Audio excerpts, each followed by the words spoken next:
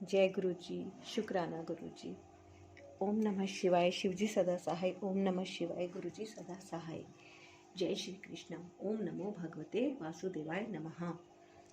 तो आज हम आ गए हैं अध्याय 10 पर और एपिसोड है ये 21। अगर आपके पिछले एपिसोड छूट गए हों तो एक बार आप उनको भी अवश्य ही सुन लें, है ना। इसमें जो भी गीता का ज्ञान कुरुक्षेत्र के युद्ध से पहले अर्जुन को श्री कृष्ण भगवान ने दिया था, वो उसी तरह दिया गया है। और इसको बहुत ही हिंदी में व्याख्या इसकी बहुत सुंदर तरीके से की गई है। अगर आप इसको थोड़ा सा भी ध्यान से सुनते हैं तो सभी कुछ समझ में आने लग जाता है। तो इसको एक बार या तो आप अपने जीवन में पढ़ लें या फिर सुन लें, बहुत ज़रूरी है, जिससे कि हमें काफ़ी नॉलेज मिल जाती है कि हमारा जन्म क्यों हुआ है और हम इस पृथ्वी पर क्यों आए हैं, है ना।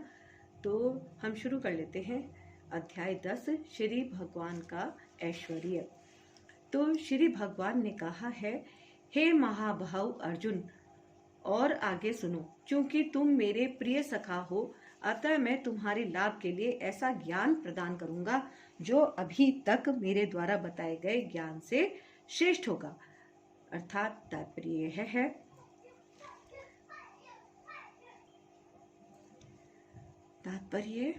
पराशर मुनि ने भगवान शब्द की व्याख्या इस प्रकार की है, जो पूर्ण रूप से षड ऐश्वर्यों, संपूर्ण शक्ति, संपूर्ण यश, संपूर्ण धन, संपूर्ण ज्ञान, संपूर्ण सौंदर्य तथा संपूर्ण त्याग से युक्त है, वह भगवान है। जब कृष्ण इस धराधाम में थे तो उन्होंने 6 ऐश्वर्य का प्रदर्शन किया था। फलतः पराशर जैसे मुनियों ने कृष्ण को भगवान रूप में स्वीकार किया है। अब अर्जुन को कृष्ण अपने ऐश्वर्यों तथा कार्य का और भी गुह ज्ञान प्रदान कर रहे हैं। इसके पूर्व 7वें अध्याय से प्रारंभ करके वे अपनी शक्तियों तथा उनके कार्य करने के विषयों में बता चुके हैं। अब इस अध्याय में वे अपने ऐश्वर्यों का वर्णन कर रहे हैं। पिछले अध्याय में उन्होंने दृढ़ विश्वास के साथ भक्ति स्थापित करने में अपनी विभिन्न शक्तियों के योगदान की चर्चा स्पष्टतया की है। इस अध्याय में पुनः वे अर्जुन को अपनी सृष्टियों तथा विभिन्न ऐश्वर्यों के विषय में बता रहे हैं। ज्यों ज्यों भगवान के विषय में कोई सुनता है, त्यों त्यों वह भक्ति में रमता जाता है। मनुष्य को चाहिए कि भक्ति की संगति में भगवान के विषय में सदा श्रवण करे, इससे उसकी भक्ति बढ़ेगी। भक्तों के समाज में ऐसी चर्चाएं केवल उन लोगों के बीच हो सकती हैं जो सचमुच कृष्ण भावनामृत के इच्छुक हों। ऐसी चर्चाओं में अन्य लोग भाग नहीं ले सकते।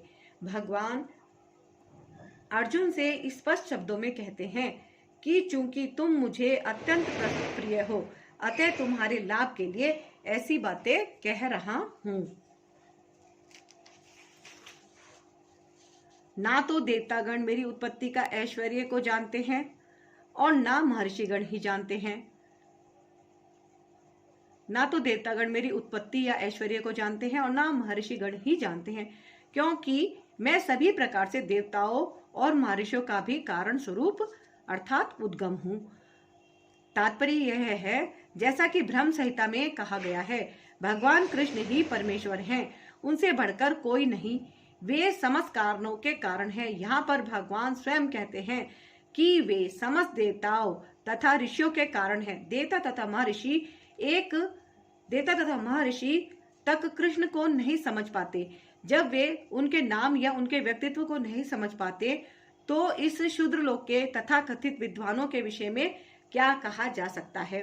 कोई नहीं जानता कि परमेश्वर क्यों मनुष्य रूप में इस पृथ्वी पर आते हैं और ऐसे विस्मयजनक असामान्य कार्यकलाप करते हैं। तब तो वह समझ लेना चाहिए कि कृष्ण को जानने के लिए विद्वता आवश्यक नहीं है। बड़े बड़े देवताओं तथा ऋषियों ने मानसिक चिंतन तथा कृष्ण को जानने का प्रयास किया, किंतु जान नहीं पाए। श्रीमद् भागवत में भी स्पष्ट कहा गया है कि बड़े से बड़े देवता भी भगवान को नहीं जान पाते। जहाँ तक उनकी अपूर्ण इंद्रियां पहुंच पाती हैं, वहीं तक वे सोच पाते हैं और निर्विशेषवाद के ऐसे विपरीत निष्कर्ष को प्राप्त होते हैं जो प्रकृति के तीनों गुणों द्वारा व्यक्त नहीं होता, या कि वे मन चिंतन द्वारा कुछ कल्पना करते हैं, किंतु इस तरह के मूर्खतापूर्ण चिंतन से कृष्ण को नहीं जाना जा सकता। यहाँ पर भगवान अप्रत्यक्ष रूप में यह कहते हैं कि यदि कोई परम सत्य को जानना चाहता है तो लो, मैं भगवान के रूप में यहाँ हूँ, मैं परम भगवान हूँ। मनुष्य को चाहिए कि इसे समझे। यद्यपि अचिंत्य भगवान को साक्षात रूप में कोई नहीं जान सकता, तो भी वे विद्यमान रहते हैं। वास्तव में हम सच्चिदानंद रूप कृष्ण को तभी समझ सकते हैं जब भगवत गीता तथा श्रीमद् भागवत में उनके वचनों को पढ़ें। जो भगवान की अपरा शक्ति में हैं, उन्हें ईश्वर की अनुभूति किसी शासन करने वाली शक्ति या निर्विशेष ब्रह्म रूप में होती है, किंतु भगवान को जानने के लिए दिव्य स्थिति में होना आवश्यक है। क्योंकि अधिकांश लोग कृष्ण को उनके वास्तविक रूप में नहीं समझ पाते, अतः वे अपनी अहेतु की कृपा से ऐसे चिंतकों पर दया दिखाने के लिए अवतरित होते हैं। ये चिंतक भगवान के असामान्य कार्यकलापों के होते हुए भी भौतिक शक्ति माया से कलमश ग्रस्त होने के कारण निर्विशेष ब्रह्म को ही सर्वश्रेष्ठ मानते हैं। केवल भक्तगण ही जो भगवान की शरण पूर्णतया ग्रहण कर चुके हैं, भगवत कृपा से समझ पाते हैं कि कृष्ण सर्वश्रेष्ठ है। भगवत भक्त निर्विशेष ब्रह्म की परवाह नहीं करते, वे अपनी श्रद्धा तथा भक्ति के कारण परमेश्वर की शरण ग्रहण करते हैं और कृष्ण की अहेतु की कृपा से ही उन्हें समझ पाते हैं। अन्य कोई उन्हें नहीं समझ पाता। अतः बड़े से बड़े ऋषि भी स्वीकार करते हैं कि आत्मा या परमात्मा तो वह है जिसकी हम पूजा करते हैं, जो मुझे अजन्मा अनादि समस्त लोकों के स्वामी के रूप में जानता है। मनुष्यों में केवल वही मोह रहित और समस्त पापों से मुक्त होता है। अर्थात तात्पर्य यह है, जैसा कि 7वें अध्याय में कहा गया है, मनुष्याणाम सहस्रेषु कतिश्चिद्धि सिद्धियै। जो लोग आत्म साक्षात्कार के पद तक उठने के लिए प्रयत्नशील होते हैं, वे सामान्य व्यक्ति नहीं हैं। वे उन करोड़ों सामान्य व्यक्तियों से श्रेष्ठ हैं जिन्हें आत्म साक्षात्कार का ज्ञान नहीं होता, किंतु जो वास्तव में अपनी आध्यात्मिक स्थिति को समझने के लिए प्रयत्नशील होते हैं, उनमें से श्रेष्ठ वही है जो यह जान लेता है कि कृष्ण ही भगवान प्रत्येक वस्तु के स्वामी तथा अजन्मा है। वही सबसे अधिक सफल अध्यात्म ज्ञानी है। जब वह कृष्ण की परम स्थिति को पूरी तरह समझ लेता है, उसी दिशा में वह समस्त पाप कर्मों से मुक्त हो पाता है। यहाँ पर भगवान को अज अर्थात अजन्मा कहा गया है, किंतु वे अद्वितीय अध्याय में वर्णित उन जीवों से भिन्न हैं जिन्हें अज कहा गया है। भगवान जीवों से भिन्न है क्योंकि जीव भौतिक आसक्तिवश जन्म लेते तथा मरते रहते हैं। बद्ध जीव अपना शरीर बदलते रहते हैं, किंतु भगवान का शरीर परिवर्तनशील नहीं है। यहाँ तक कि जब वे इस लोक में आते हैं तो भी वे उसी अजन्मा रूप में आते हैं। इसलिए 4थे अध्याय में कहा गया है कि भगवान अपनी अंतरंगा शक्ति के कारण अपरा शक्ति माया के अधीन नहीं है, अपितु परा शक्ति में रहते हैं। इस श्लोक के वेति लोक महेश्वरम शब्दों से सूचित होता है कि मनुष्य को यह जानना चाहिए कि भगवान कृष्ण ब्रह्मांड के सभी लोकों के परम स्वामी हैं। वे सृष्टि के पूर्व थे और अपनी सृष्टि से भिन्न हैं। सारे देवता इसी भौतिक जगत में उत्पन्न हुए, किंतु कृष्ण अजन्मा है। फलतः वे ब्रह्मा तथा शिवजी जैसे बड़े देवताओं से भी भिन्न हैं, और चूंकि वे ब्रह्म, शिव तथा अन्य समस्त देवताओं के सृष्टा हैं, अतः वे समस्त लोगों के परम पुरुष हैं। अतः श्री कृष्ण उस हर वस्तु से भिन्न है जिसकी सृष्टि हुई है, और जो उन्हें इस रूप में जान लेता है वे तुरंत ही सारे पाप कर्मों से मुक्त हो जाता है। परमेश्वर का ज्ञान प्राप्त करने के लिए मनुष्य को समस्त पाप कर्मों से मुक्त होना चाहिए। जैसा कि भगवत गीता में कहा गया है कि उन्हें केवल भक्ति के द्वारा जाना जा सकता है, किसी अन्य साधन से नहीं। मनुष्य को चाहिए कि कृष्ण को सामान्य मनुष्य ना समझे। जैसा कि पहले कहा जा चुका है, केवल मूर्ख व्यक्ति ही उन्हें मनुष्य मानता है। इसे यहाँ भिन्न प्रकार से कहा गया है। जो व्यक्ति मूर्ख नहीं है, जो भगवान के स्वरूप को ठीक से समझ सकता है, वह समस्त पाप कर्मों से मुक्त है। यदि कृष्ण देव की पुत्र रूप में विख्यात हैं, तो फिर वे अजन्मा कैसे हो सकते हैं? इसकी व्याख्या श्रीमद् भागवत में भी की गई है। जब वे देवकी तथा वसुदेव के समक्ष प्रकट हुए, तो वे सामान्य शिशु की तरह नहीं जन्मे। वे अपने आदि रूप में प्रकट हुए और फिर एक सामान्य शिशु में परिणित हो गए। कृष्ण की अध्यक्षता में जो भी कर्म किया जाता है, वह दिव्य है। वह शुभ या अशुभ फलों से दूषित नहीं होता। इस जगत में शुभ या अशुभ वस्तुओं का बीच शुभ या अशुभ वस्तुओं का बोध बहुत कुछ मनोधर्म है, क्योंकि इस भौतिक जगत में कुछ भी शुभ नहीं है। प्रत्येक वस्तु अशुभ है, क्योंकि प्रकृति स्वयं ही अशुभ है। हम इसे शुभ मानने की कल्पना मात्र करते हैं। वास्तविक मंगल तो पूर्ण भक्ति और सेवा भाव से युक्त कृष्ण भावनामृत पर ही निर्भर करता है। अतः यदि हम तनिक भी चाहते हैं कि हमारे कर्म शुभ हों, तो हमें परमेश्वर की आज्ञा से कर्म करना होगा। ऐसी आज्ञा श्रीमद् भागवत तथा भगवत गीता जैसे शास्त्रों से या प्रामाणिक गुरु से प्राप्त की जा सकती है। चूंकि गुरु भगवान का प्रतिनिधि होता है, अतः उसकी आज्ञा प्रत्यक्ष परमेश्वर की आज्ञा होती है। गुरु, साधु तथा शास्त्र एक ही प्रकार से आज्ञा देते हैं। इन तीनों स्रोतों में कोई विरोध नहीं होता। इस प्रकार से किए गए सारे कार्य इस जगत के शुभाशुभ कर्म फलों से मुक्त होते हैं। कर्म संपन्न करते हुए भक्त की दिव्य मनोवृत्ति वैराग्य की होती है, जिसे संन्यास कहते हैं। जैसा कि भगवत गीता के 6 अध्याय के प्रथम श्लोक में कहा गया है कि जो भगवान का आदेश मानकर कोई कर्तव्य करता है और जो अपने कर्म फलों की शरण ग्रहण नहीं करता, अनाश्रित कर्म फलम, वही असली सन्यासी है। जो भगवान के निर्देशानुसार कर्म करता है, वास्तव में सन्यासी तथा योगी वही है। केवल सन्यासी या छदा योगी के वेश में रहने वाला व्यक्ति नहीं। बुद्धि, ज्ञान, संशय तथा मोह से मुक्ति, क्षमा भाव, सत्यता, इंद्रिय निग्रह, मन निग्रह, सुख तथा दुख, जन्म मृत्यु, भय, अभय, अहिंसा, समता, तुष्टि, तप, दान, यश तथा अपयश, जीवों के ये विविध गुण मेरे ही द्वारा उत्पन्न हैं। अर्थात तात्पर्य यह है, जीवों के अच्छे या बुरे गुण कृष्ण द्वारा उत्पन्न हैं और यहाँ पर उनका वर्णन किया गया है। बुद्धि का अर्थ है नीर शीर विवेक करने वाली शक्ति और ज्ञान का अर्थ है आत्मा तथा पदार्थ को जान लेना। विश्वविद्यालय की शिक्षा से प्राप्त सामान्य ज्ञान मात्र पदार्थ से संबंधित होता है। यहाँ इसे ज्ञान नहीं स्वीकार किया गया है। ज्ञान का अर्थ है आत्मा तथा भौतिक पदार्थ के अंतर को जानना। आधुनिक शिक्षा में आत्मा के विषय में कोई ज्ञान नहीं दिया जाता, केवल भौतिक तत्वों तथा शारीरिक आवश्यकताओं पर ध्यान दिया जाता है। फलस्वरूप शैक्षिक ज्ञान पूर्ण नहीं है। संशय तथा मोह से मुक्ति तभी प्राप्त हो सकती है जब मनुष्य झिझकता नहीं और दिव्य दर्शन को समझता है। वह धीरे धीरे निश्चित रूप से मोह से मुक्त हो जाता है। हर बात को सतर्कता पूर्वक ग्रहण करना चाहिए।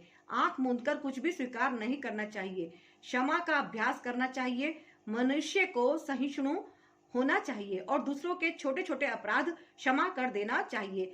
सत्यम का अर्थ है कि तथ्यों को सही रूप में अन्यों के लाभ के लिए प्रस्तुत किया जाए। तथ्यों को तोड़ना मरोड़ना नहीं चाहिए। सामाजिक प्रथा के अनुसार कहा जाता है कि वही सत्य बोलना चाहिए जो अन्यों को प्रिय लगे, किंतु यह सत्य नहीं है। सत्य को सही सही रूप में बोलना चाहिए, जिससे दूसरे लोग समझ सके कि सच्चाई क्या है। यदि कोई मनुष्य चोर है और यदि लोगों को सावधान कर दिया जाए कि अमुक व्यक्ति चोर है, तो वह सत्य है। यद्यपि सत्य कभी कभी अप्रिय होता है, किंतु सत्य कहने में संकोच नहीं करना चाहिए। सत्य की मांग है कि तथ्यों को यथा रूप में लोकहित के लिए प्रस्तुत किया जाए। यही सत्य की परिभाषा है। दम का अर्थ है कि इंद्रियों को व्यर्थ के विषय भोग में ना लगाया जाए। इंद्रियों की समुचित आवश्यकताओं की पूर्ति का निषेध नहीं है, किंतु अनावश्यक इंद्रिय भोग आध्यात्मिक उन्नति में बाधक है। फलतः इंद्रियों के अनावश्यक उपयोग पर नियंत्रण रखना चाहिए। इसी प्रकार मन पर भी अनावश्यक विचारों के विरुद्ध संयम रखना चाहिए। इसे शम कहते हैं। मनुष्य को चाहिए कि धन अर्जन के लिए चिंतन में ही सारा समय ना गवाएं। यह चिंतन शक्ति का दुरुपयोग है। मन का उपयोग मनुष्य को मूल आवश्यकताओं को समझने के लिए किया जाना चाहिए और उसे ही प्रमाण पूर्वक प्रस्तुत करना चाहिए। शास्त्र मर्मज्ञों, साधु पुरुषों, गुरुओं तथा महान विचारकों की संगति में रहकर विचार शक्ति का विकास करना चाहिए। जिस प्रकार से कृष्ण भावनामृत के आध्यात्मिक ज्ञान के अनुशीलन में सुविधा हो वही सुखम है, इसी प्रकार दुखम वह है जिससे कृष्ण भावनामृत के अनुशीलन में असुविधा हो। जो कुछ कृष्ण भावनामृत के विकास के अनुकूल हो उसे स्वीकार करे और जो प्रतिकूल हो उसका परित्याग करे। भव अर्थात जन्म का संबंध शरीर से है। जहाँ तक आत्मा का प्रश्न है वह ना तो उत्पन्न होता है ना मरता है। इसकी व्याख्या हम भगवत गीता के प्रारंभ में ही कर चुके हैं। जन्म तथा मृत्यु का संबंध इस भौतिक जगत में शरीर धारण करने से है। भय तो भविष्य की चिंता से उद्भूत है। कृष्ण भावनामृत में रहने वाला व्यक्ति कभी भयभीत नहीं होता, क्योंकि वह अपने कर्मों के द्वारा भगवत धाम को वापस जाने के प्रति आश्वस्त रहता है। फलस्वरूप उसका भविष्य उज्जवल होता है। किंतु अन्य लोग अपने भविष्य के विषय में कुछ नहीं जानते। उन्हें इसका कोई ज्ञान नहीं होता कि अगले जीवन में क्या होगा। फलस्वरूप वे निरंतर चिंताग्रस्त रहते हैं। यदि हम चिंता मुक्त होना चाहते हैं तो सर्वोत्तम उपाय यह है कि हम कृष्ण को जाने तथा कृष्ण भावनामृत में निरंतर स्थित रहें। इस प्रकार हम समस्त भय से मुक्त रहेंगे। श्रीमद् भागवत में कहा गया है, भय तो हमारे माया पाश में फंस जाने से उत्पन्न होता है, किंतु जो माया के जाल से मुक्त है, जो शाश्वत है कि वे शरीर नहीं अपितु भगवान के आध्यात्मिक अंश हैं और जो भगवत भक्ति में लगे हुए हैं, उन्हें कोई भय नहीं रहता। उनका भविष्य अत्यंत उज्जवल है। यह भय तो उन व्यक्तियों की अवस्था है जो कृष्ण भावनामृत में नहीं है। अभय तभी संभव है जब कृष्ण भावनामृत में रहा जाए। अहिंसा का अर्थ होता है कि अन्यों को कष्ट ना पहुंचाया जाए। जो भौतिक कार्य अनेकानेक राजनीतिज्ञों, समाज शास्त्रियों, परोपकारियों आदि द्वारा किए जाते हैं, उनके परिणाम अच्छे नहीं निकलते, क्योंकि राजनीतिज्ञों तथा परोपकारियों में दिव्य दृष्टि नहीं होती। वे ये नहीं जानते कि वास्तव में मानव समाज के लिए क्या लाभप्रद है। अहिंसा का अर्थ है कि मनुष्य को इस प्रकार से परिशिक्षित किया जाए कि इस मानव देह का पूरा पूरा उपयोग हो सके। मानव देह आत्म साक्षात्कार के हेतु मिला है। अतः ऐसी कोई संस्था या संघ जिससे उद्देश्य की पूर्ति में प्रोत्साहन ना हो, मानव देह के प्रति हिंसा करने वाला है। जिससे मनुष्य के भावी आध्यात्मिक सुख में वृद्धि हो, वही अहिंसा है। समता से राग द्वेष से मुक्ति घोषित होती है। ना तो आध्यात्मिक राग अच्छा होता है और न आध्यात्मिक द्वेष ही। इस भौतिक जगत को राग द्वेष से रहित होकर स्वीकार करना चाहिए। जो कुछ कृष्ण भावनामृत को संपन्न करने में अनुकूल हो उसे ग्रहण करें और जो प्रतिकूल हो उसका त्याग कर दें। यही समता है। कृष्ण भावनामृत युक्त व्यक्ति को ना तो कुछ ग्रहण करना होता है ना त्याग करना होता है। उसे तो कृष्ण भावनामृत संपन्न करने में उसकी उपयोगिता से प्रयोजन रहता है। तुष्टि का अर्थ है कि मनुष्य को चाहिए कि अनावश्यक कार्य करके अधिकाधिक वस्तुएं एकत्र करने के लिए उत्सुक ना रहे। उसे तो ईश्वर की कृपा से जो प्राप्त हो जाए उसी से प्रसन्न रहना चाहिए। यही तुष्टि है। तपस का अर्थ है तपस्या। तपस्या के अंतर्गत वेदों में वर्णित अनेक विधि विधानों का पालन करना होता है, यथा प्रातः काल उठना और स्नान करना। कभी कभी प्रातः काल उठना अति कष्टकारक होता है, किंतु इस प्रकार स्वेच्छा से जो भी कष्ट सहे जाते हैं वे तपस्या कहलाते हैं। इसी प्रकार मास के कुछ विशेष दिनों में उपवास रखने का भी विधान है। हो सकता है कि इन उपवासों को करने की इच्छा ना हो, किंतु कृष्ण भावनामृत के विज्ञान में प्रगति करने के संकल्प के कारण उसे ऐसे शारीरिक कष्ट उठाने होते हैं, किंतु उसे व्यर्थ ही अथवा वैदिक आदेशों के प्रतिकूल उपवास करने की आवश्यकता नहीं है। उसे किसी राजनीतिक उद्देश्य से उपवास नहीं करना चाहिए। भगवत गीता में इसे तामसी उपवास कहा गया है तथा किसी भी ऐसे कार्य से जो तमोगुण या रजोगुण में किया जाता है आध्यात्मिक उन्नति नहीं होती, किंतु सतोगुण में रहकर जो भी कार्य किया जाता है वह समुन्नत बनाने वाला है। अतः वैदिक आदेशों के अनुसार किया गया उपवास आध्यात्मिक ज्ञान को समुन्नत बनाता है। जहाँ तक दान का संबंध है, मनुष्य को चाहिए कि अपनी आय का 50% किसी शुभ कार्य में लगाए, और यह शुभ कार्य क्या है? यह है कृष्ण भावनामृत में किया गया कार्य। ऐसा कार्य शुभ ही नहीं अपितु सर्वोत्तम होता है। चूंकि कृष्ण अच्छे हैं, इसलिए उनका कार्य निमित्त भी अच्छा होता है। अतः दान उसे दिया जाए जो कृष्ण भावनामृत में लगा हो। वेदों के अनुसार ब्राह्मणों को दान दिया जाना चाहिए। यह प्रथा आज भी चालू है, यद्यपि इसका स्वरूप वह नहीं है जैसा कि वेदों का उपदेश है, फिर भी आदेश यही है कि दान ब्राह्मणों को दिया जाए। वह क्यों? क्योंकि वे आध्यात्मिक ज्ञान के अनुशीलन में लगे रहते हैं। ब्राह्मण से यह आशा की जाती है कि वह सारा जीवन ब्रह्म जिज्ञासा में लगा दे। ब्रह्म जनातीति ब्राह्मण, जो ब्रह्म को जाने वही ब्राह्मण है। इसलिए दान ब्राह्मणों को दिया जाता है, क्योंकि वे सदैव आध्यात्मिक कार्य में रत रहते हैं और उन्हें जीविकोपार्जन के लिए समय नहीं मिल पाता। वैदिक साहित्य में सन्यासियों को भी दान दिए जाने का आदेश है। सन्यासी द्वार द्वार जाकर भिक्षा मांगते हैं। वे धनार्जन के लिए नहीं अपितु प्रचारार्थ ऐसा करते हैं। वे द्वार द्वार जाकर गृहस्थों को अज्ञान की निद्रा से जगाते हैं। चूंकि गृहस्थ गृह कार्यों में व्यस्त रहने के कारण अपने जीवन के वास्तविक उद्देश्य को कृष्ण भावनामृत जगाने को भूले रहते हैं। अतएव सन्यासियों का कर्तव्य है कि वे भिखारी बनकर गृहस्थों के पास जाएं और कृष्ण भावना भावित होने के लिए उन्हें प्रेरित करें। वेदों का कथन है कि मनुष्य जागे और मानव जीवन में जो प्राप्त करना है उसे प्राप्त करे। सन्यासों द्वारा यह ज्ञान तथा विधि वितरित की जाती है। अतः सन्यासी को ब्राह्मणों को तथा इसी प्रकार के उत्तम कार्यों के लिए दान देना चाहिए, किसी सनक के कारण नहीं। यशस भगवान चैतन्य के अनुसार होना चाहिए। उनका कथन है कि मनुष्य तभी प्रसिद्धि यश प्राप्त करता है जब वह महान भक्त के रूप में जाना जाता हो। यही वास्तविक यश है। यदि कोई कृष्ण भावनामृत में महान बनता है और विख्यात होता है तो यही वास्तव में प्रसिद्ध है। जिसे ऐसा यश प्राप्त न हो वह अप्रसिद्ध है। ये सारे गुण संसार भर में मानव समाज में तथा देव समाज में प्रकट होते हैं। अन्य लोकों में भी विभिन्न तरह के मानव हैं और ये गुण उनमें भी होते हैं। तो जो व्यक्ति कृष्ण भावनामृत में प्रगति करना चाहता है उसमें कृष्ण ये सारे गुण उत्पन्न कर देते हैं, किंतु मनुष्य को तो इन्हें अपने अंतर में विकसित करना होता है। जो व्यक्ति भगवान की सेवा में लग जाता है वह भगवान की योजना के अनुसार इन सारे गुणों को विकसित कर लेता है। हम जो कुछ भी अच्छा या बुरा देखते हैं उसका मूल श्री कृष्ण है। इस संसार में कोई भी ऐसी वस्तु नहीं जो कृष्ण में स्थित ना हो, यही ज्ञान है। यद्यपि हम जानते हैं कि वस्तुएं भिन्न रूप से स्थित हैं, किंतु हमें यह अनुभव करना चाहिए कि सारी वस्तुएं कृष्ण से ही उत्पन्न हैं। सप्त ऋषिगण तथा उनसे भी पूर्व 4 अन्य महर्षि एवं सारे मनु मानव जाति के पूर्वज सब मेरे मन से उत्पन्न हैं और विभिन्न लोकों में निवास करने वाले सारे जीव उनसे अवतरित होते हैं। अर्थात तात्पर्य यह है, भगवान यहाँ पर ब्रह्मांड की प्रजा का आनुवांशिक वर्णन कर रहे हैं। ब्रह्मा परमेश्वर की शक्ति से उत्पन्न आदि जीव हैं जिन्हें हिरण्यगर्भ कहा जाता है।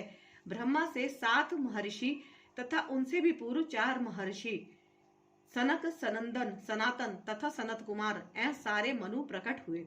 ये 25 महान ऋषि ब्रह्मांड के समस्त जीवों के धर्म पथ प्रदर्शक कहलाते हैं। असंख्य ब्रह्मांड है और प्रत्येक ब्रह्मांड में असंख्य लोक हैं और प्रत्येक लोक में नाना योनियां निवास करती हैं। ये सब इन्हीं 2500 प्रजापतियों से उत्पन्न है।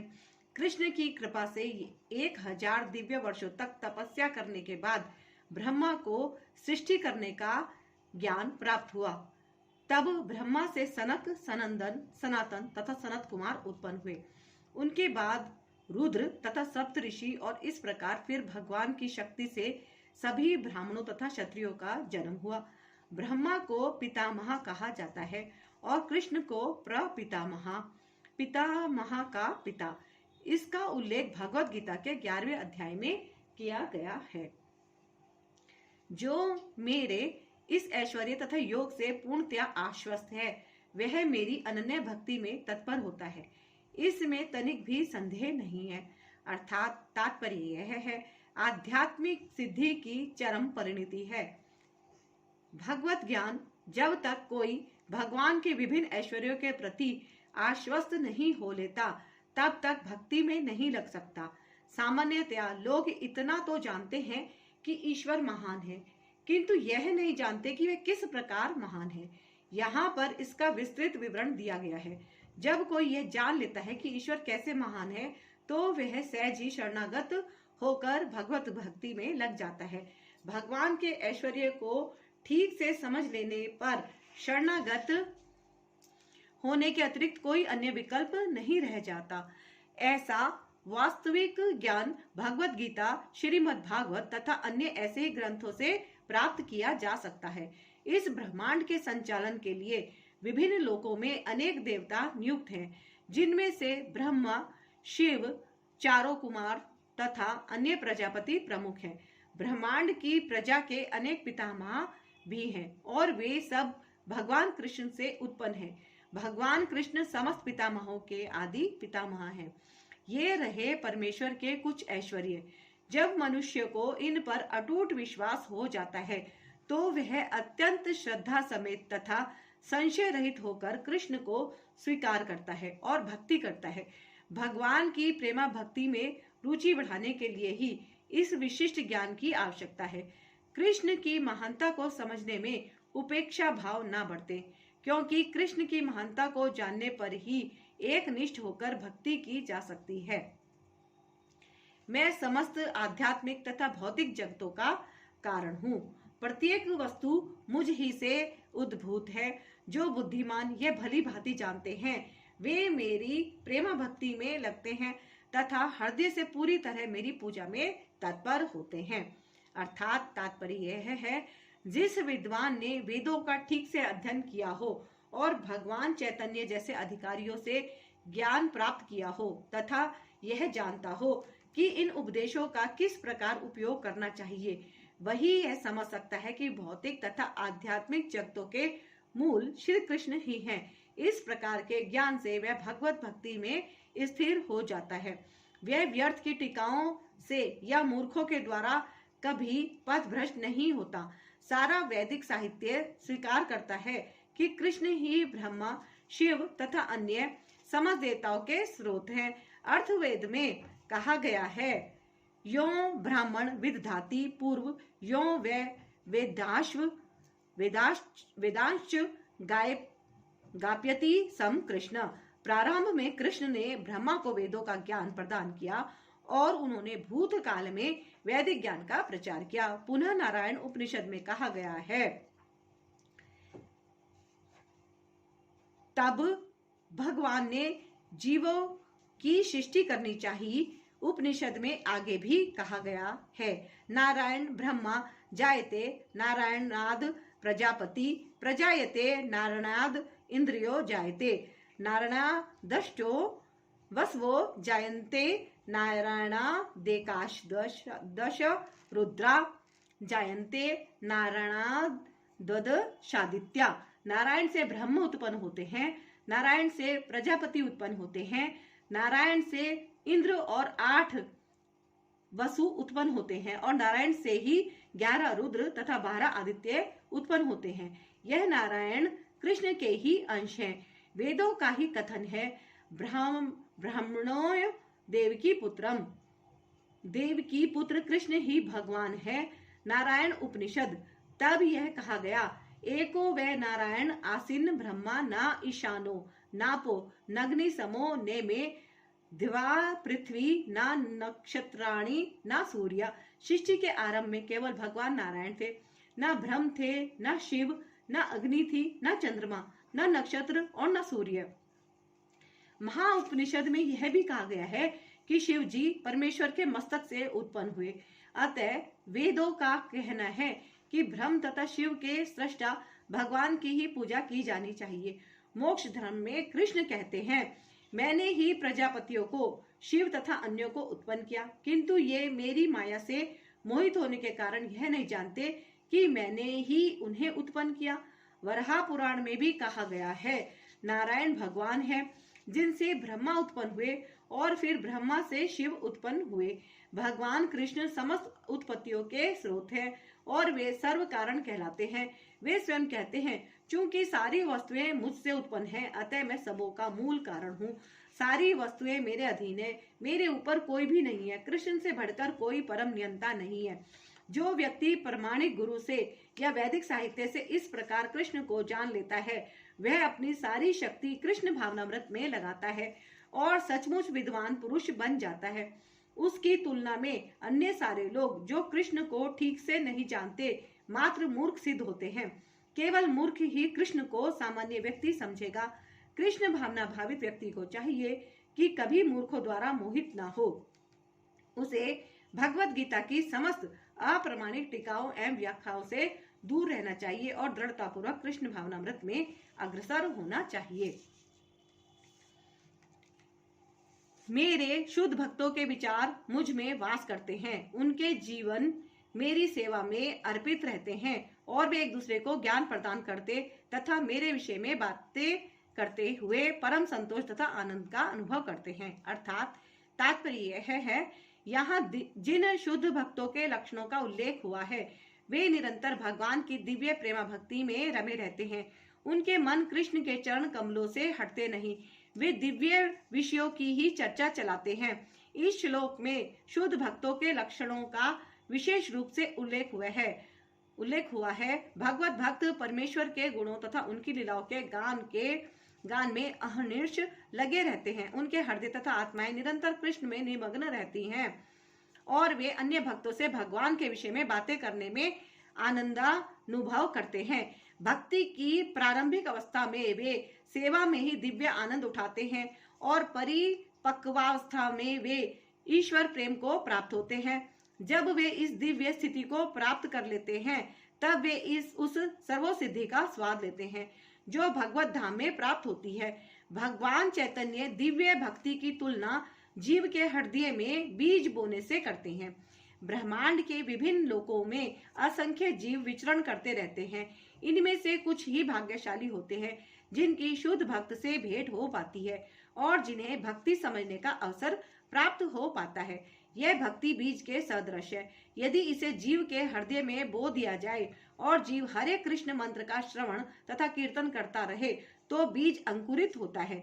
जिस प्रकार की नियमित सींचते रहने से वृक्ष का बीज फलता है, भक्ति रूपी आध्यात्मिक पौधा क्रमश बढ़ता रहता है। जब तक यह ब्रह्मांड के आवरण को भेद कर ब्रह्म ज्योति में प्रवेश नहीं कर जाता, ब्रह्म ज्योति में भी यह पौधा तब तक बढ़ता जाता है जब तक उस उच्चतम लोक को नहीं प्राप्त कर लेता जिसे गोलोक, वृंदावन या कृष्ण का परम धाम कहते हैं। अंततोगत्वा यह पौधा भगवान के चरण कमलों की शरण प्राप्त कर वहीं विश्राम पाता है। जिस प्रकार पौधे में क्रम से फूल तथा फल आते हैं, उसी प्रकार भक्त रूपी पौधे में भी फल आते हैं और कीर्तन तथा श्रवण के रूप में उसका सींचन चलता रहता है। चैतन्य चरितामृत में मध्य लीला अध्याय 19 भक्ति रूपी पौधे का विस्तार से वर्णन हुआ है। वहाँ यह बताया गया है कि जब पूर्ण पौधा भगवान के चरण कमलों की शरण ग्रहण कर लेता है, तो मनुष्य पूर्णतया भगवत प्रेम में लीन हो जाता है। जब वह एक क्षण भी परमेश्वर के बिना नहीं रह पाता, जिस प्रकार की मछली जल के बिना नहीं रह सकती, ऐसी अवस्था में भक्त वास्तव में परमेश्वर के संसर्ग से दिव्य गुण प्राप्त कर लेता है। श्रीमद् भागवत में भी भगवान तथा उनके भक्तों के संबंध के विषय में ऐसी अनेक कथाएं हैं। इसलिए श्रीमद् भागवत भक्तों को अत्यंत प्रिय है। जैसा कि भागवत में ही कहा गया है, श्रीमद् भागवतम पुराणम अमलम यद्यश्रवाणाम प्रियम। ऐसी कथा में भौतिक कार्यों, आर्थिक विकास, इंद्रिय तृप्ति या मोक्ष के विषय में कुछ भी नहीं है। श्रीमद् भागवत ही एकमात्र ऐसी कथा है जिसमें भगवान तथा उनके भक्तों की दिव्य प्रकृति का पूर्ण वर्णन मिलता है। फलतः कृष्ण भावना भावित जीव ऐसे दिव्य साहित्य के श्रवण में दिव्य रुचि दिखाते हैं, जिस प्रकार तरुण तथा तरुणी को परस्पर मिलने में आनंद प्राप्त होता है। जो प्रेम पूर्वक मेरी सेवा करने में निरंतर लगे रहते हैं उन्हें मैं ज्ञान प्रदान करता हूँ, जिसके द्वारा वे मुझ तक आ सकते हैं। अर्थात तात्पर्य यह है, इस श्लोक में बुद्धि योगम शब्द अत्यंत महत्वपूर्ण है। हमें स्मरण हो कि द्वितीय अध्याय में भगवान ने अर्जुन को उपदेश देते हुए कहा था कि मैं तुम्हें अनेक विषयों के बारे में बता चुका हूँ और अब मैं तुम्हें बुद्धि योग की शिक्षा दूंगा। अब उसी बुद्धि योग की व्याख्या की जा रही है। बुद्धि योग कृष्ण भावनामृत में रहकर कार्य करने को कहते हैं और यही उत्तम बुद्धि है। बुद्धि का अर्थ है बुद्धि और योग का अर्थ बुद्धि का अर्थ है बुद्धि और योग का अर्थ है यौगिक गतिविधियां अथवा यौगिक उन्नति। जब कोई भगवत धाम को जाना चाहता है और भक्ति में वह कृष्ण भावनामृत को ग्रहण कर लेता है तो उसका यह कार्य बुद्धि योग कहलाता है। दूसरे शब्दों में बुद्धि योग वह विधि है जिससे मनुष्य भव बंधन से छूटना चाहता है। उन्नति करने का चरम लक्ष्य कृष्ण प्राप्ति है। लोग इसे नहीं जानते, अतः भक्तों तथा प्रामाणिक गुरु की संगति आवश्यक है। मनुष्य को ज्ञात होना चाहिए कि कृष्ण ही लक्ष्य है और जब लक्ष्य निर्दिष्ट है तो पथ पर मंद गति से प्रगति करने पर भी अंतिम लक्ष्य प्राप्त हो जाता है। जब मनुष्य लक्ष्य तो जानता है किंतु कर्म फल में लिप्त रहता है तो वह कर्मयोगी होता है। यह जानते हुए कि लक्ष्य कृष्ण है, जब कोई कृष्ण को समझने के लिए मानसिक चिंतन का सहारा लेता है तो वह ज्ञान योग में लीन होता है। किंतु जब वह लक्ष्य को जानकर कृष्ण भावनामृत तथा भक्ति में कृष्ण की खोज करता है तो वह भक्ति योगी या बुद्धि योगी होता है और यही पूर्ण योग है। यह पूर्ण योग ही जीवन की सिद्धावस्था है। जब व्यक्ति प्रामाणिक गुरु के होते हुए तथा आध्यात्मिक संघ से संबंध रखकर भी प्रगति नहीं कर पाता क्योंकि वह बुद्धिमान नहीं है तो कृष्ण उसके अंतर से उपदेश देते हैं जिससे वह सरलता से उन तक पहुंच सके। इसके लिए जिस योग्यता की अपेक्षा है वह यह है कि कृष्ण भावनामृत में निरंतर रहकर प्रेम तथा भक्ति के साथ सभी प्रकार की सेवा की जाए। उसे कृष्ण के लिए कुछ न कुछ कार्य करते रहना चाहिए किंतु प्रेम पूर्वक। यदि भक्त इतना बुद्धिमान नहीं है कि आत्म साक्षात्कार के पथ पर प्रगति कर सके किंतु यदि वह एक निष्ठ रहकर भविष्य भक्ति कार्यों में रत रहता है तो भगवान उसे अवसर देते हैं कि वह उन्नति करके अंत में उनके पास पहुंच जाए। मैं उन पर विशेष कृपा करने के हेतु उनके हृदयों में वास करते हुए ज्ञान के प्रकाशमान दीपक के द्वारा अज्ञान जन्य अंधकार को दूर करता हूँ। अर्थात तात्पर्य यह है, जब भगवान चैतन्य बनारस में हरे कृष्ण महामंत्र के कीर्तन का प्रवर्तन कर रहे थे तो हजारों लोग उनका अनुसरण कर रहे थे।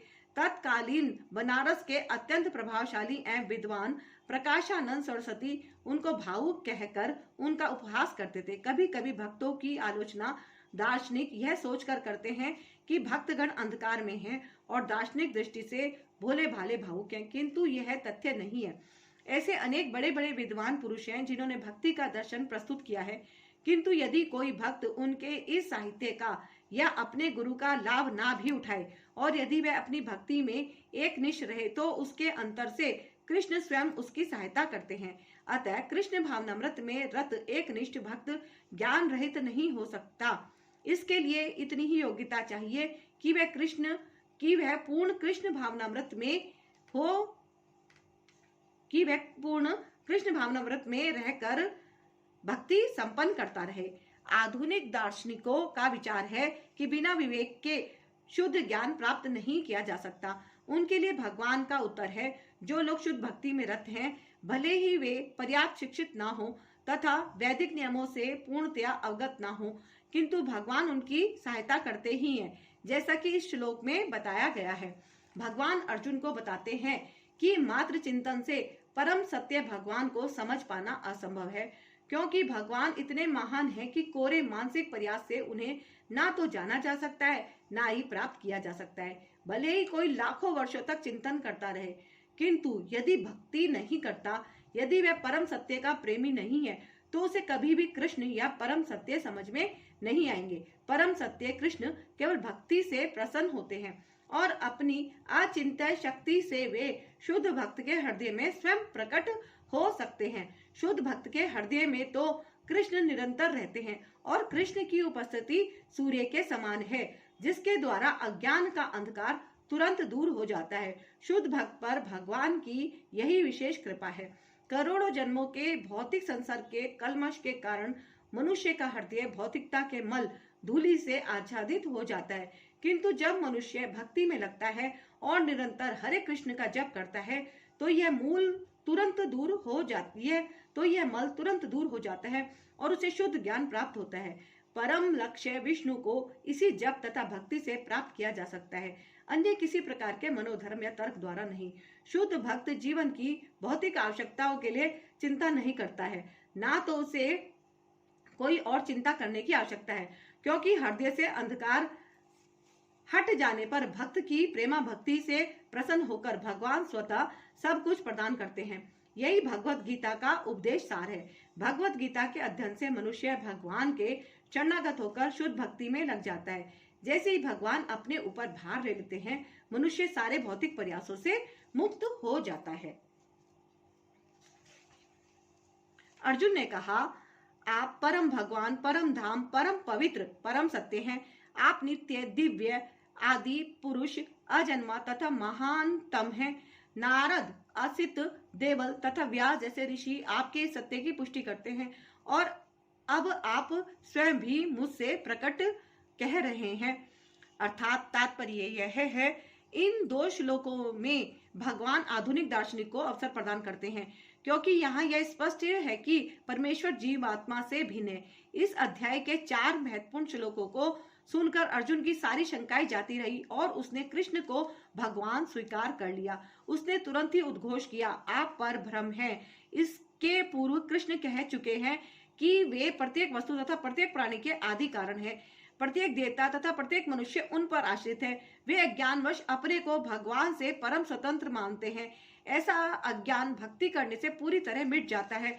भगवान ने पिछले श्लोक में इसकी पूरी व्याख्या की। अब भगवत कृपा से अर्जुन उन्हें परम सत्य रूप में स्वीकार कर रहा है, जो वैदिक आदेशों के सर्वथा अनुरूप है। ऐसा नहीं है कि परम सखा होने के कारण अर्जुन कृष्ण की चाटुकारी करते हुए उन्हें परम सत्य भगवान कह रहा है। इन 2 श्लोकों में अर्जुन जो भी कहता है उसकी पुष्टि वैदिक सत्य द्वारा होती है। वैदिक आदेश इसकी पुष्टि करते हैं कि जो कोई परमेश्वर की भक्ति करता है वही उन्हें समझ सकता है, अन्य कोई नहीं। इन श्लोकों में अर्जुन द्वारा कहे शब्द वैदिक आदेशों द्वारा पुष्ट होते हैं। केन उपनिषद में कहा गया है कि परब्रह्म प्रत्येक वस्तु के आश्रय हैं और कृष्ण पहले ही कह चुके हैं कि सारी वस्तुएं उन्हीं पर आश्रित है। मुंडक उपनिषद में पुष्टि की गई है कि जिन परमेश्वर पर सब कुछ आश्रित है उन्हें उनके चिंतन में रह रहकर ही प्राप्त किया जा सकता है। कृष्ण का यह निरंतर चिंतन स्मरणम है, जो भक्ति की नव विधियों में से है। भक्ति के द्वारा ही मनुष्य कृष्ण की स्थिति को समझ सकता है और इस भौतिक देह से छुटकारा पा सकता है। वेदों में परमेश्वर को परम पवित्र माना गया है। जो व्यक्ति कृष्ण को परम पवित्र मानता है वह समस्त पाप कर्मों से शुद्ध हो जाता है। भगवान की शरण में गए बिना पाप कर्मों से शुद्धि नहीं हो पाती। भगवान की शरण में गए बिना पाप कर्मों से शुद्धि नहीं हो पाती। अर्जुन द्वारा कृष्ण को परम पवित्र मानना वे सम्मत है। इसकी पुष्टि नारद आदि ऋषियों द्वारा भी हुई है। कृष्ण भगवान हैं और मनुष्य को चाहिए कि वे निरंतर उनका ध्यान करते हुए उनसे दिव्य संबंध स्थापित करें। वे परम अस्तित्व हैं। वे समस्त शारीरिक आवश्यकताओं तथा जन्म मरण से मुक्त हैं। इसकी पुष्टि अर्जुन को नहीं अपितु सारे वेद पुराण तथा इतिहास ग्रंथ करते हैं।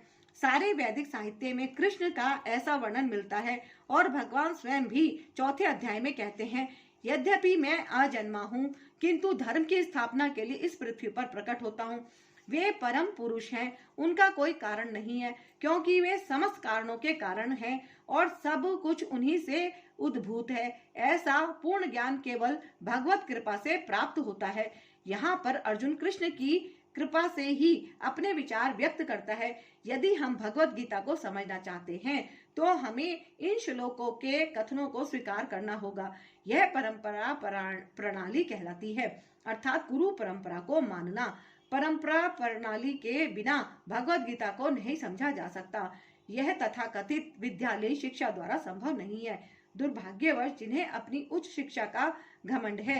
वे वैदिक साहित्य के इतने प्रमाणों के होते हुए भी अपने इस दुराग्रह पर अड़े रहते हैं कि कृष्ण एक सामान्य व्यक्ति हैं। हे कृष्ण, आपने मुझसे जो कुछ कहा है उसे मैं पूर्णतया सत्य मानता हूँ। हे प्रभु, ना तो देवतागण न असुरगण ही आपके स्वरूप को समझ सकते हैं।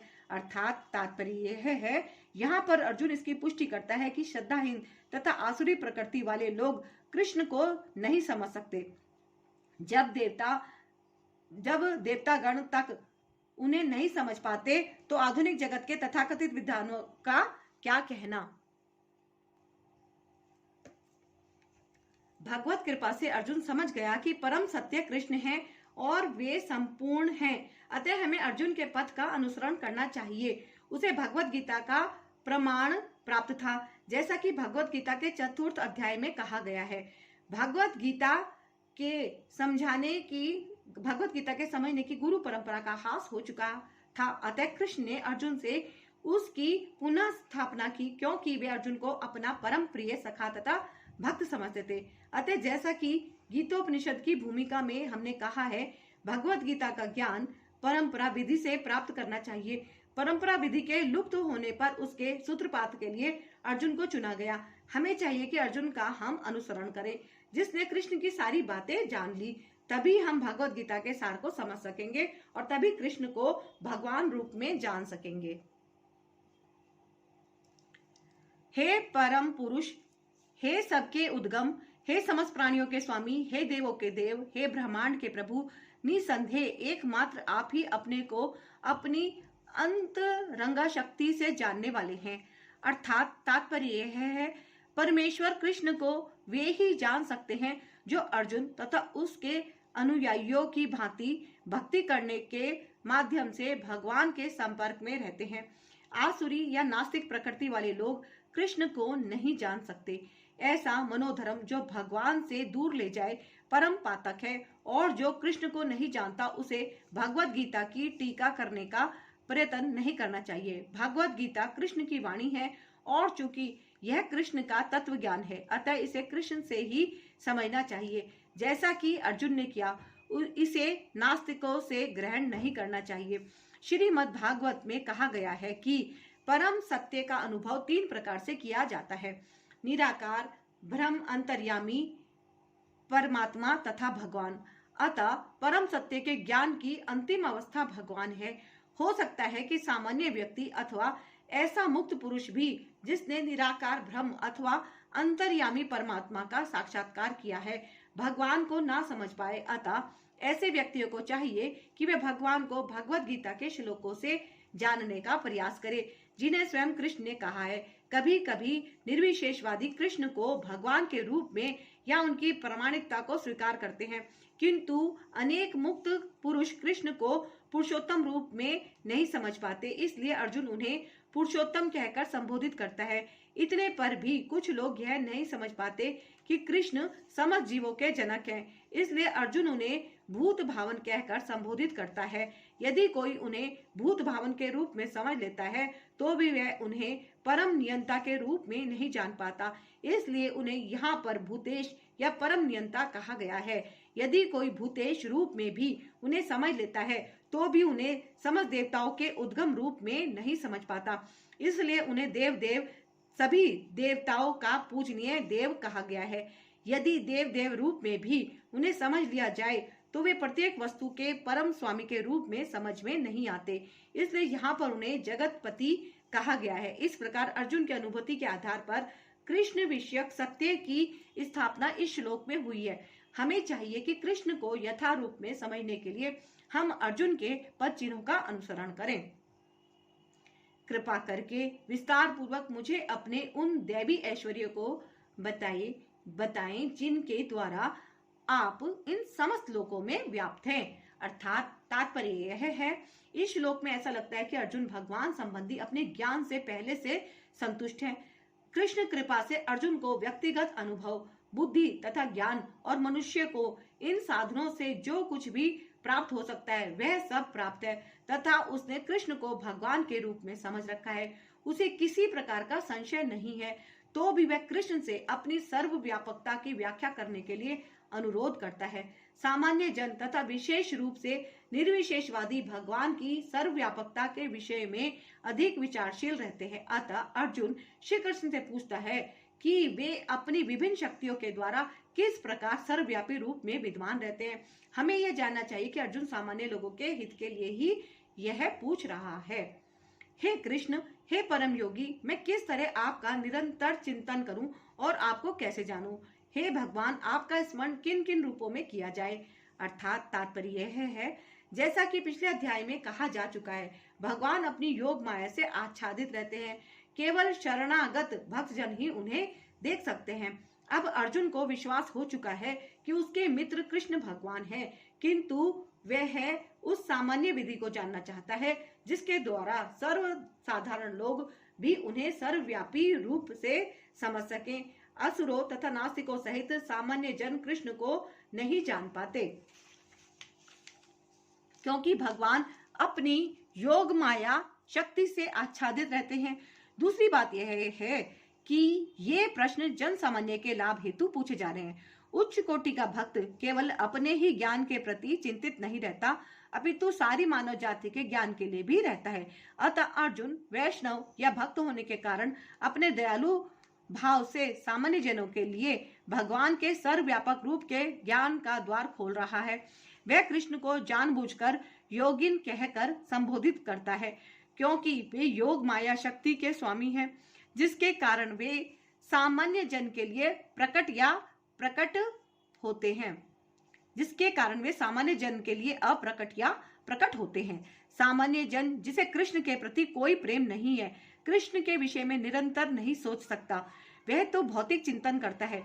अर्जुन इस संसार की भौतिकतावादी लोगों की चिंतन प्रवृत्ति के विषय में विचार कर रहा है। केशु केशु च भावेशु शब्द भौतिक प्रकृति के लिए प्रयुक्त है। भाव का अर्थ है भौतिक वस्तु। चूंकि भौतिकतावादी लोग कृष्ण के आध्यात्मिक स्वरूप को नहीं समझ सकते, अतः उन्हें भौतिक वस्तुओं पर चित्त एकाग्र करने की तथा यह देखने का प्रयास करने की सलाह दी जाती है कि कृष्ण भौतिक रूपों में किस प्रकार प्रकट होते हैं। हे जनार्दन, आप पुनः विस्तार से अपने ऐश्वर्य तथा योग शक्ति का वर्णन करें। मैं आपके विषय में सुनकर कभी तृप्त नहीं होता हूँ, क्योंकि जितना ही आपके विषय में सुनता हूँ उतना ही आपके शब्द अमृत को चखना चाहता हूँ। अर्थात तात्पर्य यह है, इसी प्रकार का निवेदन नैमिषारण्य के शौनक आदि ऋषियों ने सूत गोस्वामी से किया था। यह निवेदन इस प्रकार है, उत्तम स्तुतियों द्वारा प्रशंसित कृष्ण की दिव्य लीलाओं का निरंतर श्रवण करते हुए कभी तृप्ति नहीं होती, किंतु जिन्होंने कृष्ण से अपना दिव्य संबंध स्थापित कर लिया है, वे पद पद पर भगवान की लीलाओं के वर्णन का आनंद लेते रहते हैं। श्रीमद् भागवत अतः अर्जुन कृष्ण के विषय में और विशेष रूप से उनके सर्वव्यापी रूप के बारे में सुनना चाहता है। जहाँ तक अमृतम की बात है, कृष्ण संबंधी कोई भी आख्यान अमृत तुल्य है और इस अमृत की अनुभूति व्यवहार से ही की जा सकती है। आधुनिक कहानियां, कथाएं तथा इतिहास कृष्ण की दिव्य लीलाओं से इसलिए भिन्न है क्योंकि इन संसारी कहानियों के सुनने से मन भर जाता है, किंतु कृष्ण के विषय में सुनने से कभी थकान नहीं आती। यही कारण है कि सारे विश्व का इतिहास भगवान के अवतार की लीलाओं के संदर्भों से पटा हुआ है। हमारे पुराण विगत युगों के इतिहास है, जिसमें भगवान के विभिन्न अवतारों की लीलाओं का वर्णन है। इस प्रकार बारंबार पढ़ने पर भी विषय वस्तु नवीन बनी रहती है। श्री भगवान ने कहा, हाँ, अब मैं तुमसे अपने मुख्य मुख्य वैभव युक्त रूपों का वर्णन करूंगा, क्योंकि हे अर्जुन, मेरा ऐश्वर्य असीम है। अर्थात तात्पर्य यह है, कृष्ण की महानता तथा उनके ऐश्वर्य को समझ पाना संभव नहीं है। जीव की इंद्रियां सीमित हैं, अतः उनसे कृष्ण के कार्यकलापों की समग्रता को समझ पाना संभव नहीं है। तो भी भक्तजन कृष्ण को जानने का प्रयास करते हैं, किंतु यह मानकर नहीं कि वे किसी विशेष समय में या जीवन अवस्था में उन्हें पूरी तरह समझ सकेंगे, बल्कि कृष्ण के वृतांत इतने आस्वाद्य हैं कि भक्तों को अमृत तुल्य प्रतीत होते हैं। इस प्रकार भक्तगण उनका आनंद उठाते हैं। भगवान के ऐश्वर्यों तथा उनकी विविध शक्तियों की चर्चा चलाने में शुद्ध भक्तों को दिव्य आनंद मिलता है। अतः वे उनको सुनते रहना और उनकी चर्चा चलाते रहना चाहते हैं। कृष्ण जानते हैं कि जीव उनके ऐश्वर्य के विस्तार को नहीं समझ सकते, फलतः वे अपनी विभिन्न शक्तियों के प्रमुख स्वरूपों का ही वर्णन करने के लिए राजी होते हैं। प्रधानतया शब्द अत्यंत महत्वपूर्ण है, क्योंकि हम भगवान के प्रमुख विस्तारों को ही समझ पाते हैं, जबकि उनके स्वरूप अनंत हैं। इन सब को समझ पाना संभव नहीं है। इस श्लोक में प्रयुक्त विभूति शब्द उन ऐश्वर्य का सूचक है जिनके द्वारा भगवान सारे विश्व का नियंत्रण करते हैं। अमर कोश में विभूति का अर्थ विलक्षण ऐश्वर्य है। निर्विशेषवादी या सर्वेश्वरवादी ना तो भगवान के विलक्षण ऐश्वर्य को समझ पाता है, ना उनकी दैवी शक्तियों के स्वरूपों को। भौतिक जगत में तथा वैकुंठ लोक में उनकी शक्तियां अनेक रूपों में फैली हुई हैं। अब कृष्ण उन रूपों को बताने जा रहे हैं जो सामान्य व्यक्ति प्रत्यक्ष रूप से देख सकता है। इस प्रकार उनकी रंग बिरंगी शक्ति का आंशिक वर्णन किया गया है। हे अर्जुन, मैं समस्त जीवों के हृदयों में स्थित परमात्मा हूँ। मैं ही समस्त जीवों का आदि, मध्य तथा अंत हूँ। अर्थात तात्पर्य यह है, इस श्लोक में अर्जुन को गुडाकेश कहकर संबोधित किया गया है, जिसका अर्थ है निद्रा रूपी अंधकार को जीतने वाला। जो लोग अज्ञान रूपी अंधकार में सोए हुए हैं, उनके लिए समझ पाना संभव नहीं है कि भगवान किन किन विधियों से इस लोक में तथा वैकुंठ लोक में प्रकट होते हैं। अतः कृष्ण द्वारा अर्जुन के लिए इस प्रकार का संबोधन महत्वपूर्ण है। चूंकि अर्जुन ऐसे अंधकार से ऊपर है, अतः भगवान उससे विविध ऐश्वर्य को बताने के लिए तैयार हो जाते हैं। सर्वप्रथम कृष्ण अर्जुन को बताते हैं कि वे अपने मूल विस्तार के कारण समग्र दृश्य जगत की आत्मा है। भौतिक सृष्टि के पूर्व भगवान अपने मूल विस्तार के द्वारा पुरुष अवतार धारण करते हैं और उन्हीं से सब कुछ आरंभ होता है। अतः वे प्रधान महतत्व की आत्मा है। इस सृष्टि का कारण महतत्व नहीं है। वास्तव में महाविष्णु संपूर्ण भौतिक शक्ति या महतत्व में प्रवेश करते हैं। वे आत्मा हैं। जब महाविष्णु इन प्रकटीभूत ब्रह्मांडों में प्रवेश करते हैं तो वे प्रत्येक जीव में पुनः परमात्मा के रूप में प्रकट होते हैं। हमें ज्ञात है कि जीव का शरीर आत्मा के स्फुलिंग की उपस्थिति के कारण विद्यमान रहता है। बिना आध्यात्मिक स्फुलिंग के शरीर विकसित नहीं हो सकता। उसी प्रकार भौतिक जगत का तब तक विकास नहीं होता जब तक परमात्मा कृष्ण का प्रवेश नहीं हो जाता। जैसा कि सुबल उपनिषद में कहा गया है, परमात्मा रूप में भगवान समस्त प्रकटीभूत ब्रह्मांडों में विद्यमान है। श्रीमद् भागवत में तीनों पुरुषों अवतारों का वर्णन हुआ है। सातवत तंत्र में भी इसका वर्णन मिलता है। विष्णु सतु त्रीणि रूपाणि पुरुषाख्यान्योथो विदु। भगवान इस लोक में अपने 3 स्वरूपों को प्रकट करते हैं। ब्रह्म संहिता में महाविष्णु या कारणोदशाई विष्णु का वर्णन मिलता है। या कारणाणवे जले भजती सम योग निद्राम। सर्व कारण भगवान कृष्ण महाविष्णु के रूप में कारणाणों में शयन करते हैं। अतः भगवान ही इस ब्रह्मांड के आदि कारण पालक तथा समस्त शक्ति के अवसान हैं। मैं आदित्यों में विष्णु, प्रकाशों में तेजस्वी सूर्य, मरुतों में मरीच तथा नक्षत्रों में चंद्रमा हूँ। अर्थात तात्पर्य यह है, आदित्य 12 हैं जिनमें कृष्ण प्रधान है। आकाश में टिमटिमाते ज्योति पुंजों में सूर्य मुख्य है और ब्रह्म संहिता में तो सूर्य को भगवान का तेजस्वी नेत्र कहा गया है। अंतरिक्ष में 50 प्रकार के वायु प्रवाहमान हैं, जिनमें से वायु अधिष्ठाता मरीचि कृष्ण का प्रतिनिधि है। नक्षत्रों में रात्रि के समय चंद्रमा सर्व प्रमुख नक्षत्र हैं, अतः वह कृष्ण का प्रतिनिधि है। इस श्लोक से प्रतीत होता है कि चंद्रमा एक नक्षत्र है, अतः आकाश में टिमटिमाने वाले तारे भी सूर्य प्रकाश को परावर्तित करते हैं। वैदिक वाङ्मय में ब्रह्मांड के अंतर्गत अनेक सूर्यों के सिद्धांत को स्वीकृति प्राप्त नहीं है। सूर्य एक है और सूर्य के प्रकाश से चंद्रमा प्रकाशित है तथा अन्य नक्षत्र भी। चूंकि भागवत गीता से सूचित होता है कि चंद्रमा एक नक्षत्र है, अतः टिमटिमाते तारे सूर्य न होकर चंद्रमा के सदृश हैं। मैं वेदों में सामवेद हूँ, देवों में स्वर्ग का राजा इंद्र हूँ, इंद्रियों में मन हूँ तथा समस्त जीवों में जीवन शक्ति चेतना हूँ। तात्पर्य, पदार्थ तथा जीव में यह अंतर है कि पदार्थ में जीवों के समान चेतना नहीं होती, अतः यह चेतना परम तथा शाश्वत है। पदार्थों के संयोग से चेतना उत्पन्न नहीं की जा सकती। मैं समस्त रुद्रों में शिव हूँ, यक्षों तथा राक्षसों में संपत्ति का देवता कुबेर हूँ, वसुओं में अग्नि हूँ और समस्त पर्वतों में मेरु हूँ। तात्पर्य यह है 11 रुद्रों में शंकर या शिव प्रमुख हैं। वे भगवान के अवतार हैं जिन पर ब्रह्मांड के तमोगुण का भार है। यक्षों तथा राक्षसों के नायक कुबेर हैं जो देवताओं के कोषाध्यक्ष तथा भगवान के प्रतिनिधि हैं। मेरु पर्वत अपनी समृद्ध प्राकृत संपदा के लिए विख्यात है। हे अर्जुन, मुझे समस्त पुरोहितों में मुख्य पुरोहित बृहस्पति जानो। मैं ही समस्त सेना नायकों में कार्तिकेय हूँ और समस्त जलाशयों में समुद्र हूँ।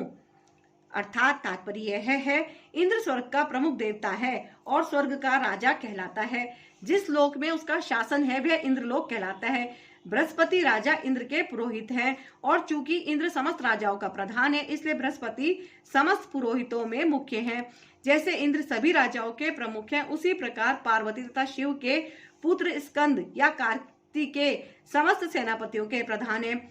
समस्त जलाशयों में समुद्र सबसे बड़ा है। कृष्ण के ये स्वरूप उनकी महानता के ही सूचक हैं। मैं महर्षियों में भृगु हूँ, वाणी में द्वितीय ओंकार हूँ, समस्त यज्ञों में पवित्र नाम का कीर्तन जप तथा समस्त अचलों में हिमालय हूँ। अर्थात तात्पर्य यह है, ब्रह्मांड के प्रथम जीव ब्रह्मा ने विभिन्न योनियों के विस्तार के लिए कई पुत्र उत्पन्न किए। इनमें से भृगु सबसे शक्तिशाली मुनि थे। समस्त दिव्य ध्वनियों में ओंकार कृष्ण का रूप है। समस्त यज्ञों में हरे कृष्ण कृष्ण कृष्ण हरे हरे, हरे राम राम राम हरे हरे का जप कृष्ण का सर्वाधिक शुद्ध रूप है। कभी कभी पशु यज्ञ की भी संस्तुति की जाती है, किंतु हरे कृष्ण यज्ञ में हिंसा का प्रश्न ही नहीं उठता। यह सबसे सरल तथा शुद्धतम यज्ञ है। समस्त जगत में जो कुछ शुभ है वह कृष्ण का रूप है, अतः संसार का सबसे बड़ा पर्वत हिमालय भी उन्हीं का स्वरूप है। पिछले श्लोक में मेरु का उल्लेख हुआ है, परंतु मेरु तो कभी कभी सचल होता है लेकिन हिमालय कभी चल नहीं है, अतः हिमालय मेरु से बढ़कर है। मैं समस्त वृक्षों में अश्वत्थ वृक्ष हूँ और देव ऋषियों में नारद हूँ। मैं गंधर्वों में चित्ररथ हूँ और सिद्ध पुरुषों में कपिल मुनि हूँ। अर्थात तात्पर्य यह है, अश्वत्थ वृक्ष सबसे ऊंचा तथा सुंदर वृक्ष है जिसे भारत में लोग नित्य प्रति नियम पूर्वक पूजते हैं। देवताओं में नारद विश्व भर के सबसे बड़े भक्त माने जाते हैं और पूजित होते हैं। इस प्रकार वे भक्त के रूप में कृष्ण के स्वरूप है। गंधर्व लोक ऐसे निवासियों से पूर्ण है जो बहुत अच्छे गाते हैं, जिनमें से चित्ररथ सर्वश्रेष्ठ गायक है। सिद्ध पुरुषों में से देवहूति के पुत्र कपिल मुनि कृष्ण के प्रतिनिधि हैं। वे कृष्ण के अवतार माने जाते हैं। इनका दर्शन भागवत में उल्लेखित है। बाद में भी एक अन्य कपिल प्रसिद्ध हुए, किंतु वे नास्तिक थे, अतः इन दोनों में महान अंतर है।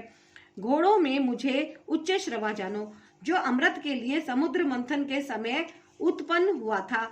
गज राज्यों में मैं ऐरावत हूँ तथा मनुष्यों में राजा हूँ। अर्थात तात्पर्य यह है, एक बार देव तथा असुरों ने समुद्र मंथन में भाग लिया। इस मंथन में अमृत तथा विष प्राप्त हुए। विष को तो शिवजी ने पी लिया, किंतु अमृत के साथ अनेक जीव उत्पन्न हुए, जिनमें उच्च श्रवा नामक घोड़ा भी था। इसी अमृत के साथ एक अन्य पशु ऐरावत नामक हाथी भी उत्पन्न हुआ था। चूंकि ये दोनों पशु अमृत के साथ उत्पन्न हुए थे, अतः इनका विशेष महत्व है और ये कृष्ण के प्रतिनिधि हैं। मनुष्यों में राजा कृष्ण का प्रतिनिधि है, क्योंकि कृष्ण ब्रह्मांड के पालक हैं और अपने दैवी गुणों के कारण नियुक्त किए गए राजा भी अपने राज्यों के पालन करता होते हैं। महाराज युधिष्ठिर, महाराज परीक्षित तथा भगवान राम जैसे राजा अत्यंत धर्मात्मा थे, जिन्होंने अपनी प्रजा का सदैव कल्याण सोचा। वैदिक साहित्य में भी राजा को ईश्वर का प्रतिनिधि माना गया है, किंतु इस युग में धर्म के ह्रास होने से राजतंत्र का पतन हुआ और अंततः विनाश हो गया है। किंतु यह समझना चाहिए कि भूतकाल में लोग धर्मात्मा राजाओं के अधीन रहकर अधिक सुखी थे। मैं हथियारों में व्रज हूँ, गायों में सुरभि, संतति उत्पत्ति के कारणों में प्रेम का देवता कामदेव तथा सर्पों में वासुकी हूँ। अर्थात तात्पर्य यह है, व्रज सचमुच अत्यंत बलशाली हथियार है और यह कृष्ण की शक्ति का प्रतीक है। वैकुंठ लोक में स्थित कृष्ण लोक की गायें किसी भी समय दुही जा सकती हैं और उनसे जो जितना चाहे उतना दूध प्राप्त कर सकता है। निसंदेह इस जगत में ऐसी गायें नहीं मिलती, किंतु कृष्ण लोक में इनके होने के उल्लेख हैं। भगवान ऐसी अनेक गायें रखते हैं जिन्हें सुरभि कहा जाता है। कहा जाता है कि भगवान ऐसी गायों के चराने में व्यस्त रहते हैं। कंदर्प काम वासना है जिससे अच्छे पुत्र उत्पन्न होते हैं। कभी कभी केवल इंद्रिय तृप्ति के लिए संभोग किया जाता है, किंतु ऐसा संभोग कृष्ण का प्रतीक नहीं है। अच्छी संतान की उत्पत्ति के लिए किया गया संभोग कंदर्प कहलाता है और वह कृष्ण का प्रतिनिधि होता है। अनेक फणों वाले नाग में मैं अनंत हूँ और जलचरों में वरुण देव हूँ। मैं पितरों में अर्यमा हूँ तथा नियमों के निर्वाहकों में मैं मृत्युराज यम हूँ। अर्थात तात्पर्य यह है, अनेक फणों वाले नागों में अनंत सबसे प्रधान है और इसी प्रकार जलचरों में वरुण देव प्रधान है। ये दोनों कृष्ण का प्रतिनिधित्व करते हैं। इसी प्रकार पितृलोक के अधिष्ठाता अर्यमा है जो कृष्ण के प्रतिनिधि हैं। ऐसे अनेक जीव हैं जो दुष्टों को दंड देते हैं, किंतु इनमें यम प्रमुख है। यम पृथ्वीलोक के निकटवर्ती लोक में रहते हैं। मृत्यु के बाद पापी लोगों को वहां ले जाया जाता है और यम उन्हें तरह तरह का दंड देने की व्यवस्था करते हैं। दैत्यों में मैं भक्तराज प्रहलाद हूँ, दमन करने वालों में काल हूँ, पशुओं में सिंह हूँ तथा पक्षियों में गरुड़ हूँ। अर्थात तात्पर्य यह है, दिति तथा अदिति दो बहनें थी। अदिति के पुत्र आदित्य कहलाते हैं और दिति के दैत्य। सारे आदित्य भगवत भक्त निकले और सारे दैत्य नास्तिक। यद्यपि प्रहलाद का जन्म दैत्य कुल में हुआ था, किंतु वे बचपन से ही परम भक्त थे। अपनी भक्ति तथा दैवी गुणों के कारण वे कृष्ण के प्रतिनिधि माने जाते हैं। दमन के अनेक नियम हैं, किंतु काल इस संसार की हर वस्तु को क्षीण कर देता है, अतः वह कृष्ण का प्रतिनिधित्व कर रहा है। पशुओं में सिंह सबसे शक्तिशाली तथा हिंस्र होता है और पक्षियों के लाखों प्रकारों में भगवान विष्णु का वाहन गरुड़ सबसे महान है। समस्त पवित्र करने वालों में मैं वायु हूँ, शास्त्र धर्मियों में राम, मछलियों में मगर तथा नदियों में गंगा हूँ। समस्त जलचरों में मगर समस्त पवित्र करने वालों में मैं वायु हूँ, शास्त्र धारियों में राम हूँ, मछलियों में मगर तथा नदियों में गंगा हूँ। अर्थात तात्पर्य यह है, समस्त जलचरों में मगर सबसे बड़ा और मनुष्य के लिए सबसे घातक होता है, अतः मगर कृष्ण का प्रतिनिधित्व करता है। हे अर्जुन, मैं समस्त सृष्टियों का आदि, मध्य और अंत हूँ। मैं समस्त विद्यालयों में अध्यात्म विद्या हूँ और तर्क शास्त्रियों में मैं निर्णायक सत्य हूँ। अर्थात तात्पर्य यह है, सृष्टियों में सर्वप्रथम समस्त भौतिक तत्वों की सृष्टि की जाती है। जैसा कि पहले बताया जा चुका है, यह दृश्य जगत महाविष्णु, गर्भोदक शाही विष्णु तथा क्षीरोदक शाही विष्णु द्वारा उत्पन्न और संचालित है। बाद में इसका संहार शिवजी द्वारा किया जाता है। ब्रह्म गॉड सृष्टा है, सृजन, पालन तथा संहार करने वाले सारे अधिकारी परमेश्वर के भौतिक गुणों के अवतार हैं। अतः वे ही समस्त सृष्टि के आदि, मध्य तथा अंत है। उच्च विद्या के लिए ज्ञान के अनेक ग्रंथ हैं, यथा चारों वेद, उनके छहों वेदांग, वेदांत सूत्र, तर्क ग्रंथ, धर्म ग्रंथ, पुराण, इस प्रकार कुल 14 प्रकार के ग्रंथ हैं, जिनमें से अध्यात्म विद्या संबंधी ग्रंथ, विशेष रूप से वेदांत सूत्र कृष्ण का स्वरूप है। तर्क शास्त्रियों में विभिन्न प्रकार के तर्क होते रहते हैं। प्रमाण द्वारा तर्क की पुष्टि, जिससे विपक्ष का भी समर्थन हो, जल्प कहलाता है। प्रतिद्वंदी को हराने का प्रयास मात्र वितंडा है, किंतु वास्तविक निर्णय वाद कहलाता है। यह निर्णायक सत्य कृष्ण का स्वरूप है। अक्षरों में मैं आकार हूँ और समासों में द्वंद्व समास हूँ। मैं शाश्वत काल भी हूँ और सृष्टाओं में ब्रह्म हूँ। अर्थात तात्पर्य यह है, आकार अर्थात संस्कृत अक्षर माला का प्रथम अक्षर अ वैदिक साहित्य का शुभारंभ है। आकार के बिना कोई स्वर उच्चारित नहीं हो सकता, इसलिए यह आदि स्वर है। संस्कृत में कई तरह के सामासिक शब्द होते हैं, जिनमें से राम, कृष्ण जैसे दोहरे शब्द द्वंद्व कहलाते हैं। इस समास में राम तथा कृष्ण अपने उसी रूप में हैं, अतः यह समास द्वंद्व कहलाता है। समस्त मारने वालों में काल सर्वोपरि है, क्योंकि यह सबों को मारता है। काल कृष्ण स्वरूप है, क्योंकि समय आने पर प्रलय अग्नि से सब कुछ लय हो जाएगा। सृजन करने वाले जीवों में चतुर्मुख ब्रह्मा प्रधान है, अतः वे भगवान कृष्ण के प्रतीक है। मैं सर्वभक्षी मृत्यु हूँ और मैं ही आगे आने वालों को उत्पन्न करने वाला हूँ। स्त्रियों में मैं कीर्ति, श्रीवाक, स्मृति, मेघा, धृति तथा क्षमा हूँ। अर्थात तात्पर्य यह है, जो ही मनुष्य जन्म लेता है वह क्षण क्षण मरता रहता है। इस प्रकार मृत्यु समस्त जीवों का हर क्षण भक्षण करती रहती है, किंतु अंतिम आघात मृत्यु कहलाता है। यह मृत्यु कृष्ण ही है। जहाँ तक भावी विकास का संबंध है, सारे जीवों में 6 परिवर्तन होते हैं। वे जन्मते हैं, बढ़ते हैं, कुछ काल तक संसार में रहते हैं, संतान उत्पन्न करते हैं, क्षीण होते हैं और अंत में समाप्त हो जाते हैं। इन 6 परिवर्तनों में पहला गर्भ से मुक्ति है और यह कृष्ण है। प्रथम उत्पत्ति ही भावी कार्यों का शुभारंभ है। यहाँ जिन 7 ऐश्वर्यों का उल्लेख है वे स्त्रीवाचक हैं: कीर्ति, श्री, वाक, स्मृति, मेधा, धृति तथा क्षमा। यदि किसी व्यक्ति के पास ये सभी या इनमें से कुछ ही होते हैं तो वह यशस्वी होता है। यदि कोई मनुष्य धर्मात्मा है तो वह यशस्वी होता है। संस्कृत पूर्ण भाषा है, अतः वह अत्यंत यशस्विनी है। यदि कोई पढ़ने के बाद विषय को स्मरण रख सकता है तो उसे उत्तम स्मृति मिली होती है।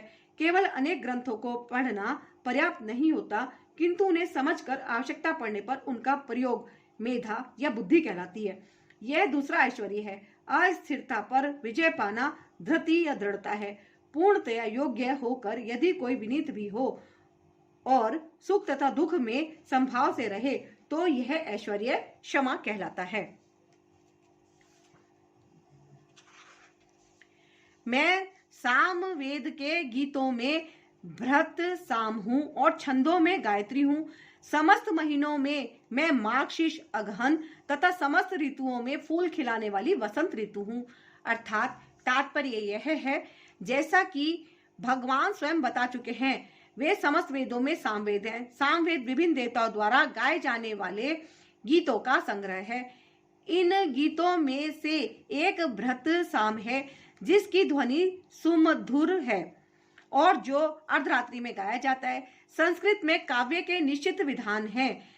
इसमें लय तथा ताल बहुत सी आधुनिक कविता की तरह मनमाने नहीं होते।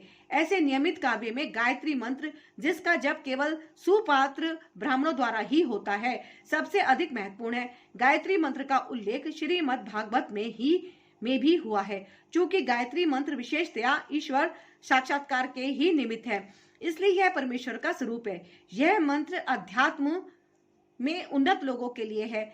जब इसका जप करने में उन्हें सफलता मिल जाती है तो वे भगवान के दिव्य धाम में प्रविष्ट होते हैं। गायत्री मंत्र के जप के लिए मनुष्य को पहले सिद्ध पुरुष के गुण या भौतिक प्रकृति के नियमों के अनुसार सात्विक गुण प्रदान करने होते हैं। वैदिक सभ्यता में गायत्री मंत्र अत्यंत महत्वपूर्ण है और उसे ब्रह्म का नाद अवतार माना जाता है। ब्रह्म इसके गुरु हैं और शिष्य परंपरा द्वारा यह उनसे आगे बढ़ता रहा है। मासों में अगहन मार्गशीर्ष मास सर्वोत्तम माना जाता है, क्योंकि भारत में इस मास में खेतों से अन्न एकत्र किया जाता है और लोग अत्यंत प्रसन्न रहते हैं। निसंदेह बसंत ऐसी ऋतु है जिसका विश्व भर में सम्मान होता है, क्योंकि यह ना तो बहुत गर्म रहती है न सर्द, और इसमें वृक्षों में फूल आते हैं। बसंत में कृष्ण की लीलाओं से संबंधित अनेक उत्सव भी मनाए जाते हैं। अतः इसे समस्त ऋतुओं में से सर्वाधिक उल्लासपूर्ण माना जाता है और यह भगवान कृष्ण की प्रतिनिधि है। मैं छलियों में जुआ हूँ और तेजस्वियों में तेज हूँ। मैं विजय हूँ, साहस हूँ और बलवानों का बल हूँ। अर्थात तात्पर्य यह है, ब्रह्मांड में अनेक प्रकार के छलियां हैं। समस्त छल कपटों में धूत, क्रीड़ा, जुआ सर्वोपरि है और यह कृष्ण का प्रतीक है। परमेश्वर के रूप में कृष्ण किसी भी सामान्य पुरुष की अपेक्षा अधिक कपटी, छल करने वाले हो सकते हैं। यदि कृष्ण किसी से छल करने की सोच लेते हैं तो कोई उनसे पार नहीं पा सकता। उनकी महानता एकांगी न होकर सर्वांगी है। वे विजयी पुरुषों की विजय हैं। वे तेजस्वियों के तेज हैं। साहसी तथा कर्मठों में वे सर्वाधिक साहसी तथा कर्मठ हैं। वे बलवानों में सर्वाधिक बलवान हैं। जब कृष्ण इस धराधाम में विद्यमान थे तो कोई भी उन्हें बल में हरा नहीं सकता था। यहाँ तक कि अपने बाल्यकाल में उन्होंने गोवर्धन पर्वत उठा लिया था। उन्हें ना तो कोई छल में हरा सकता है, ना तेज में, ना विजय में, ना साहस तथा बल में। मैं वृषणी वंशियों में वासुदेव और पांडवों में अर्जुन हूँ। मैं समस्त मुनियों में व्यास तथा महान विचारकों में उष्णा हूँ। अर्थात तात्पर्य यह है, कृष्ण आदि भगवान हैं और बलदेव कृष्ण के निकटतम अंश विस्तार हैं। कृष्ण तथा बलदेव दोनों ही वासुदेव के पुत्र रूप में उत्पन्न हुए, अतः दोनों को वासुदेव कहा जा सकता है। दूसरी दृष्टि से चूंकि कृष्ण कभी वृंदावन नहीं त्यागते, अतः उनके जितने भी रूप अन्यत्र पाए जाते हैं वे उनके विस्तार हैं। वासुदेव कृष्ण के निकटतम अंश विस्तार हैं, अतः वासुदेव कृष्ण से भिन्न नहीं है। अतः इस श्लोक में आगत वासुदेव शब्द का अर्थ बलदेव या बलराम माना जाना चाहिए, क्योंकि वे समस्त अवतारों के उद्गम हैं और इस प्रकार वे वासुदेव के एकमात्र उद्गम हैं। भगवान के निकटतम अंशों को सुअंश, व्यक्तिगत या स्वकीय अंश कहते हैं और अन्य प्रकार के भी अंश हैं जो विभिन्नांश पृथकीकृत अंश कहलाते हैं। पांडु पुत्रों में अर्जुन धनंजय नाम से व्याख्यात है। वह समस्त पुरुषों में श्रेष्ठतम है, अतः कृष्ण स्वरूप है। मुनियों अर्थात वैदिक ज्ञान में पटु विद्वानों में व्यास सबसे बड़े हैं, क्योंकि उन्होंने कलयुग में लोगों को समझाने के लिए वैदिक ज्ञान को अनेक प्रकार से प्रस्तुत किया और व्यास कृष्ण के एक अवतार भी माने जाते हैं, अतः वे कृष्ण स्वरूप है। कविगण किसी विषय पर गंभीरता से विचार करने में समर्थ होते हैं। कवियों में उष्णा अर्थात शुक्राचार्य असुरों के गुरु थे। वे अत्यधिक बुद्धिमान तथा दूरदर्शी राजनेता थे। इस प्रकार शुक्राचार्य कृष्ण के ऐश्वर्य के दूसरे स्वरूप हैं।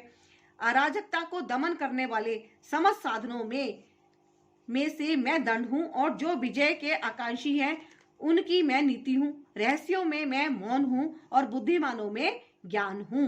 अर्थात तात्पर्य यह है, वैसे तो दमन के अनेक साधन हैं, किंतु इनमें सबसे महत्वपूर्ण है दुष्टों का नाश। जब दुष्टों को दंडित किया जाता है तो दंड देने वाला कृष्ण स्वरूप होता है। किसी भी क्षेत्र में विजय की आकांक्षा करने वाले में नीति की ही विजय होती है। सुनने, सोचने तथा ध्यान करने की गोपनीय क्रियाओं में मौन धारण ही सबसे महत्वपूर्ण है, क्योंकि मौन करने से जल्दी उन्नति मिलती है। ज्ञानी व्यक्ति वह है जो पदार्थ तथा आत्मा में भगवान की परा तथा अपरा शक्तियों में भेद कर सके। ऐसा ज्ञान साक्षात कृष्ण है। यही नहीं, हे अर्जुन, मैं समस्त सृष्टि का जनक बीज हूँ। ऐसा चर तथा अचर कोई भी प्राणी नहीं है जो मेरे बिना रह सके। अर्थात तात्पर्य यह है, प्रत्येक वस्तु का कारण होता है और इस सृष्टि का कारण या बीज कृष्ण है। कृष्ण की शक्ति के बिना कुछ भी नहीं रह सकता, अतः उन्हें सर्वशक्तिमान कहा जाता है। उनकी शक्ति के बिना चर तथा अचर किसी भी जीव का अस्तित्व नहीं रह सकता। जो कुछ कृष्ण की शक्ति पर आधारित नहीं है वह माया है, अर्थात वह जो नहीं है। हे परंतप, मेरी दैवी विभूतियों का अंत नहीं है। मैंने तुमसे जो कुछ कहा वह तो मेरी अनंत विभूतियों का संकेत मात्र है। अर्थात तात्पर्य यह है, जैसा कि वैदिक साहित्य में कहा गया है, यद्यपि परमेश्वर की शक्तियां तथा विभूतियां अनेक प्रकार से जानी जाती हैं, किंतु इन विभूतियों का कोई अंत नहीं है। अतएव समस्त विभूतियों तथा शक्तियों का वर्णन कर पाना संभव नहीं है। अर्जुन की जिज्ञासा को शांत करने के लिए केवल थोड़े से उदाहरण प्रस्तुत किए गए हैं। तुम जान लो कि सारा ऐश्वर्य, सौंदर्य तथा तेजस्वी सृष्टियां मेरे तेज के एक स्फुलिंग मात्र से उद्भूत हैं। अर्थात तात्पर्य यह है, किसी भी तेजस्वी या सुंदर सृष्टि को, चाहे वह आध्यात्म जगत में हो या इस जगत में, कृष्ण की विभूति का अंश रूप ही मानना चाहिए। किसी भी अलौकिक तेज युक्त वस्तु को कृष्ण की विभूति समझना चाहिए। किंतु हे अर्जुन, इस सारे विशद ज्ञान की आवश्यकता क्या है? मैं तो अपने एक अंश मात्र से संपूर्ण ब्रह्मांड में व्याप्त होकर इसको धारण करता हूं। अर्थात तात्पर्य यह है, परमात्मा के रूप में ब्रह्मांड की समस्त वस्तुओं में प्रवेश कर जाने के कारण परमेश्वर का सारे भौतिक जगत में प्रतिनिधित्व है। भगवान यहाँ पर अर्जुन को बताते हैं कि यह जानने की कोई सार्थकता नहीं है कि सारी वस्तुएं किस प्रकार अपने पृथक पृथक ऐश्वर्य तथा उत्कर्ष में स्थित हैं। उसे इतना ही जान लेना चाहिए कि सारी वस्तुओं का अस्तित्व इसलिए है क्योंकि कृष्ण उनमें परमात्मा रूप में प्रविष्ट हैं। ब्रह्म जैसे विराट जीव से लेकर एक क्षुद्र चींटी तक इसलिए विद्यमान है क्योंकि भगवान उन सब में प्रविष्ट होकर उनका पालन करते हैं। एक ऐसी धार्मिक संस्था मिशन भी है जो यह निरंतर प्रचार करती है कि किसी भी देवता की पूजा करने से भगवान या परम लक्ष्य की प्राप्ति होगी। किंतु यहाँ पर देवताओं की पूजा को पूर्णतया निरुत्साहित किया गया है, क्योंकि ब्रह्मा तथा शिव जैसे महानतम देवता भी परमेश्वर की विभूति के अंश मात्र हैं। वे समस्त उत्पन्न जीवों के उद्गम हैं और उनसे बढ़कर कोई भी नहीं है। वे असमोर्धर्व हैं, जिसका अर्थ है कि ना तो कोई उनसे श्रेष्ठ है न उनके तुल्य। पद्म पुराण में कहा गया है कि जो लोग भगवान कृष्ण को देवताओं की कोटि में, चाहे वे ब्रह्म या शिव ही क्यों न हो, मानते हैं, वे पाखंडी हो जाते हैं। किंतु यदि कोई ध्यान पूर्वक कृष्ण की विभूतियों एवं उनकी शक्ति के अंशों का अध्ययन करता है तो वे बिना किसी संशय के भगवान कृष्ण की स्थिति को समझ सकता है और अविचल भाव से कृष्ण की पूजा में स्थिर हो सकता है। भगवान अपने अंश के विस्तार से परमात्मा रूप में सर्वव्यापी है, जो हर विद्यमान वस्तु में प्रवेश करता है। अतः शुद्ध भक्त पूर्ण भक्ति में, कृष्ण भावनामृत में अपने मनों को एकाग्र करते हैं। अतएव वे नित्य दिव्य पद में स्थित रहते हैं। इस अध्याय के श्लोक 8 से 11 तक कृष्ण की भक्ति तथा पूजा का स्पष्ट संकेत है। शुद्ध भक्ति की यही विधि है। इस अध्याय में इसकी भली भांति व्याख्या की गई है कि मनुष्य भगवान की संगति में किस प्रकार चरम भक्ति सिद्धि प्राप्त कर सकता है। कृष्ण परंपरा के महान आचार्य श्रील बलदेव विद्याभूषण इस अध्याय की टीका का समापन इस कथन से करते हैं, प्रबल सूर्य भी कृष्ण की शक्ति से अपनी शक्ति प्राप्त करता है और सारे संसार का पालन कृष्ण के एक लघु अंश द्वारा होता है। अतः श्री कृष्ण पूजनीय हैं। इस प्रकार श्रीमद् भगवद गीता के 10वें अध्याय श्री भगवान का ऐश्वर्य का भक्ति वेदांत तात्पर्य पूर्ण हुआ। जय श्री कृष्ण। जय गुरु जी। जय श्री कृष्ण। तो ये अध्याय 10 समाप्त हुआ। अभी इसका पाठ गीता का पूर्ण हुआ, अध्याय 10। और नेक्स्ट में एपिसोड में हम लेंगे अध्याय 11 विराट रूप।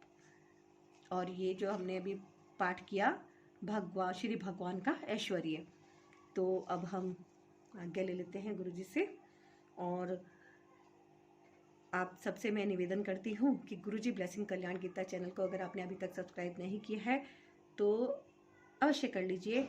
और इस चैनल पर मैं ये गीता का पाठ कर रही हूँ और इसके अगर आपके पिछले अध्याय छूट गए हों तो एक बार आप उनको ज़रूर सुनिएगा और इसका ज़्यादा से ज़्यादा खुद भी श्रवण कीजिए और अपने परिवार में फैमिली मेम्बर्स को और अपने फ्रेंड्स को ज़रूर शेयर कीजिए ताकि ज़्यादा से ज़्यादा लोग गीता का पाठ या तो स्वयं करें और या फिर इसको एक बार सुन लें, है ना। और वीडियो को लाइक कीजिएगा और अपनी हाजिरी अवश्य लगाइएगा। मिलते हैं अध्याय 11 में। जय गुरु जी। जय श्री कृष्ण।